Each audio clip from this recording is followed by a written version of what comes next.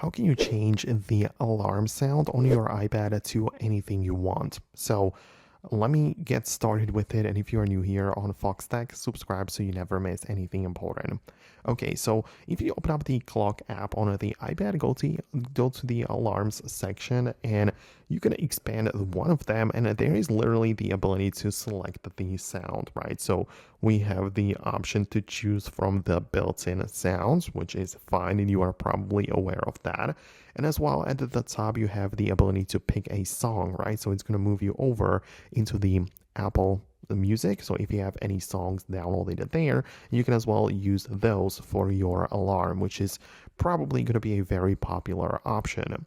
But on the other hand, you could as well notice that we have a ringtones in here. So the ringtones which you have on your phone can also be used to wake you up, right, as alarm sounds.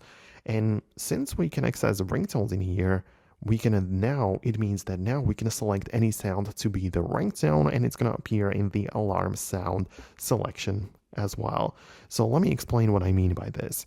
If I go to the Files app and notice that I have some MP3 audio files stored in here, whatever it is, right, I have the ability to hold it down on it like that, click on Share, and this is going to give me the ability to use it as a ringtone.